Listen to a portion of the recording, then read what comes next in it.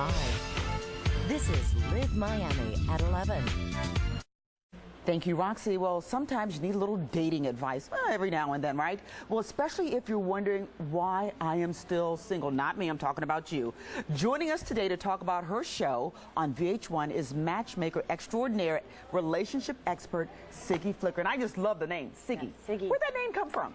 You know what? Everybody thinks I made it up, Siggy Flicker. And if I had to pick any name in the world, you don't understand what I've been through. I've been called Ziggy, Squiggy, Siggy the Sea Monster, Miss Piggy, Cigarette. It's my name. It's supposed to be a violet flower. It's a very popular name in Israel. Really? Short for Sigily.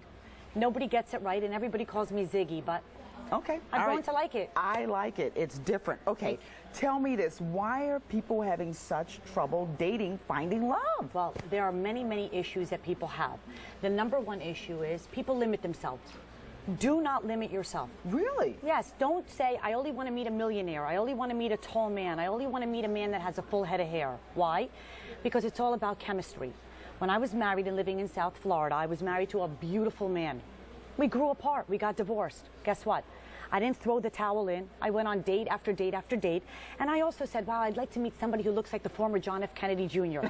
He should have a full head of hair, be tall, come from a good family, and be successful. I ended up finding the most unbelievable chemistry with a man who has no hair on top of his head. And when I look at him, my whole body melts. The point that I'm trying to make is that I didn't limit myself. Nothing bad can happen from dating. You could learn something about another individual, and most of all, you could learn about a new job, what you like, what you don't like, a new book. And guess what? You could also, at the end of the day, if that person's not for you, he could go home and say, wow, I was just on a date with Siggy Flicker. No chemistry there, but she'd be good for my friend Bob or Harry. And it's all about networking. People put such an effort into going to work, 9 to 5, Monday through Friday. Nobody puts an effort in their love life anymore. You're exactly right. Now, what about that first date? Are there any things you should or shouldn't do on that first date? Because so people get so stressed out about that first meeting. Right. Well, you should always put your best foot forward, but you should also be very well behaved. Don't talk about your ex-baggage, your ex-boyfriend, your ex-lover.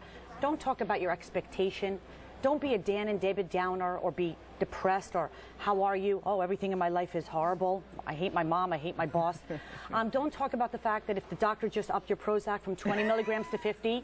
These are not topics. On a first date, just be the best to you. Have fun. Enjoy the person that's across from you because you never know. Now, your show has an interesting concept the way you do it. Explain to folks who may not have seen the show. Okay. What I like to do is I want to determine what somebody's dating issues are.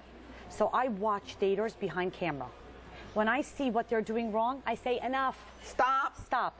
But instead of breaking them down, I want to build them up, so I give them love lessons. And then I throw them back out into the dating world because I can pick them.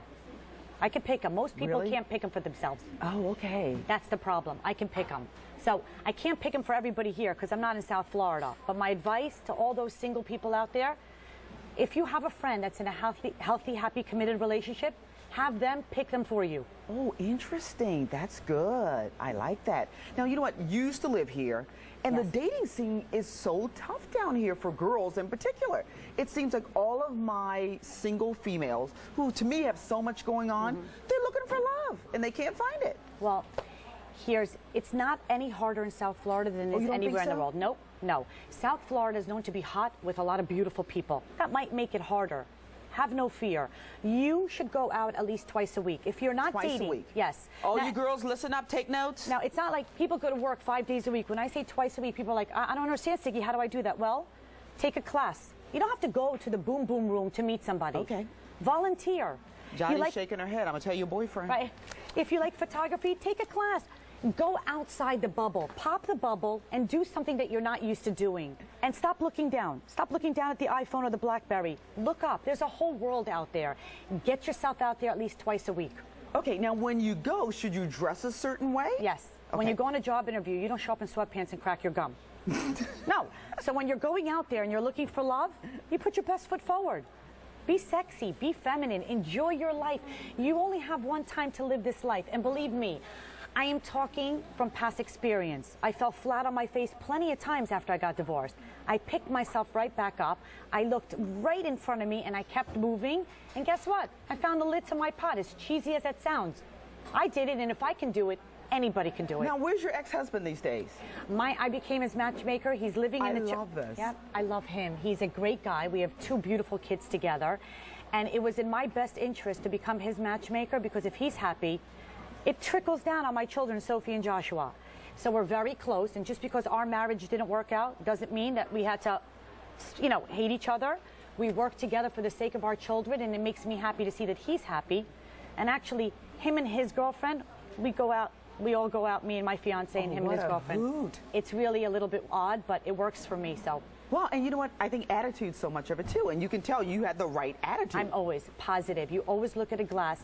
It's always half full. We have soldiers who are fighting for the right for us to live in this country in freedom. People make such an issue out of dating. If you're going to take me to Dos Caminos and I'm going to have chip salsa with a little bit of guacamole, what's the problem?